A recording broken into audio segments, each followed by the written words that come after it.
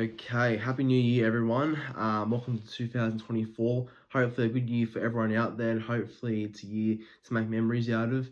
And hope you all like the new intro too. That's a new intro on the channel now. I made it back in October or September, and yeah, now it's been released on the channel. So this is going to be the new intro going forward. So hopefully, a bit longer than the other one, which is a bit shorter with the loading intro, but this new intro I think is a bit more just expresses me a bit better, I think, on the channel. So hopefully you all like the new intro there. But look, I'm here on New Year's Day making a video, and you might be asking, why am I making a video on New Year's? No one really does that. Well, it's always been a trend on the channel. For some reason, I've always wanted to make a video on New Year's Day. It's the start of the new year. It's always been that little trend I've been persisting with, and yeah, it's gonna be happening yet again. So and I guess this morning's to nearly afternoon's video is going to be a little topic video, and it's going to be one that will be interesting for a few players to see which ones do come out on top in this sort of situation. But basically the video is going to be about just what players have probably struggled for years, or have struggled last year, or haven't had the best patch of form recently, come into a new year in 2024 and somehow and out of nowhere improve and sort of either shut some critics up, or who has been criticised but then just comes out of nowhere and displays the form we all know that player can play with, but no one believes in that player, but they somehow show it in the new year. So that's what this video is about: which player will have the most redemption type season in 2024. If you are new watching the channel right now, please be sure to like this video and subscribe to the YouTube channel. Currently at 3,817 subscribers, so the goal is to get to 3,850 by the end of January. I'd say that's a fair goal. But if not, hopefully either way, new subscribers, new support, whatever, would be greatly appreciated for myself and this channel. So yeah, again, please be sure to like and subscribe to the channel, as well as comment your thoughts on this video.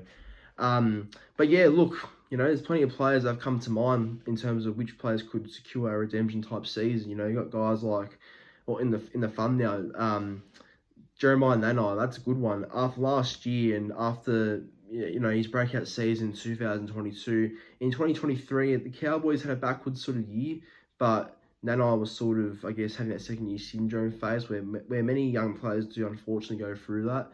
So so Jeremiah Nanai's not all by himself in that one, because like I said, there's plenty of players that are young and had second year syndrome. But that's the type of guy I'm thinking that could have a redemption season this year and could come back and eventually show what he was capable of 2 years ago in 2022. So, some of those players like that can be up there.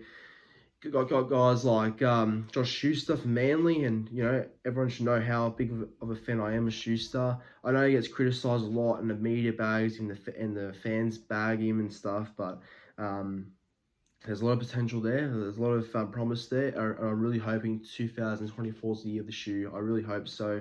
Full of talent, Schuster, and I really am backing him to have a big year for sure for us. Guys like Jane Campbell have had struggles in the past, haven't really solidified their spot at fullback in the past, and shifted around to 5'8", fall to the bench. But with Des Hasler as now the coach of the Titans, does Des get the best out of Campbell? We'll have to wait and see. But, if we're talking about who could be the main guy that has the biggest redemption season of all, and it's debatable because there's plenty of guys you can pick from and players. But for me, it comes down to a few players. I mean, the ones I mentioned before, a few of them. But look, if I'm being honest, I think someone like Luke Brooks would be someone that I would be really hoping has a big year for us.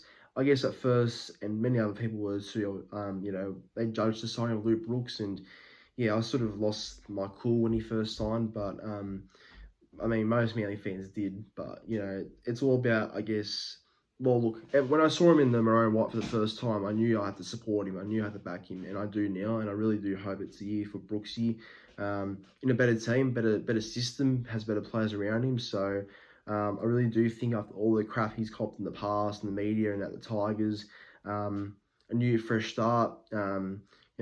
Setting life new on the Northern Beaches, I really think it's a positive move for him. So I'm praying and hoping, as a Manly fan, it's a big year for Brooks and he has the biggest redemption season of his life, which is really is possible. And yeah, I guess, Brooks is a big one for me. Obviously, he's probably the one that has the most eyes laid on him for the new year. But I do think, yeah, there's less pressure on him this time, which is a good thing for him, especially.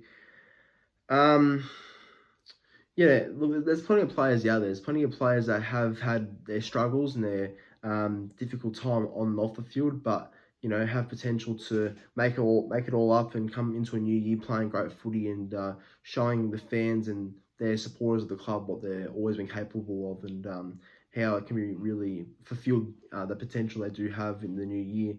Um, Got guys like Taylor May, who's had setbacks after setbacks from injury. He missed the 2022 grand final due to injury. He missed the whole 2023 season due to ACL injury yet again, and has had his struggles as well. And he's always been a talented player, Taylor May. But I guess with the Panthers losing Stephen Crichton, like how does Taylor May come back from his injury? And because he'll be replacing Crichton in the centres, and look, for the Penrith Panthers, replacing Stephen Crichton is never going to be an easy job. So Taylor May has to be at his absolute best and has to make a perfect recovery to really replace a guy like Stephen Crichton. I think may start off slow. Taylor may start off slow, but look, the potential's there. And I think if he gets his footy going and if he does sort of come up and show what he was doing in the early parts of 2022 and towards the back end of 2021, even though he only played a few games back that year. Yeah, I think he will be, fitted in just fine, that Penrith all-star back line. I guess a few players you can also think of as well for a redemption type year. I mean, Ryan Papenhuyzen. Like, who doesn't want to see Ryan Papenhuyzen succeed? I do. I'm a Manly fan, and obviously he plays for the Storm, and I hate the Storm with guts. Like, yeah, I hate the Storm's guts, absolutely. But Papenhuyzen's too good of a guy to hate on and to criticise.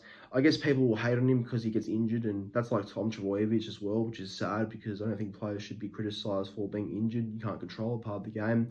But for Papenhuyzen's sake, he's someone that I really want to see kill it next year. And yeah, he's an awesome guy, like a really good guy too, and not just that, a great player as well. And he's good for the game. The kids love him, the fans love him, and when Pappenhausen's fit, I think everyone will be pleased as well. I guess another two players I think of as well. I think of the Rabbitohs duo and like Shaw Mitchell and Lachlan Ilias. I think them two are two players who have points to prove this year now. Like Latrell especially, like obviously he's a fantastic player. When he's fit and when he's actually playing at his absolute best, he's one of the best players in the comp in my opinion. But unfortunately, he gets a bit too carried away, I feel like, with a few things, and that probably impacts the South's team and his form as well. But if Latrell can stay focused and stick to his job and really put in for the team and work hard, he'll be probably that main guy that probably takes Souths back to the 8, even top 4, because that's how good their team is, a top 4 quality looking side. And then you got Lachlan Ilias, and Lachlan Ilias is someone that I've always seen how good he can be. I guess last year was a bit of a struggle type year for him because, I don't know, I guess when South dropped off in round 11, he was sort of the fall guy and sort of the guy that would cop all the shit because they dropped off, if you get what I mean.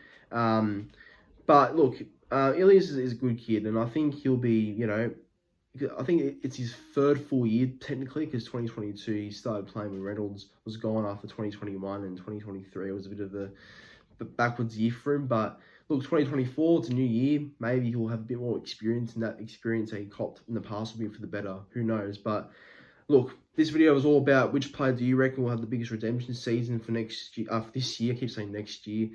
This year, 2024. And look, I'll be biased and say Luke Brooks, but, that's me. And I really do hope Brooksy kills it this year. So we'll see what happens. But thank you for watching. Please be sure to like this video, subscribe to the YouTube channel, and comment who you think your redemption player will be for 2024. Have a good New Year day, and yeah, thank you for watching.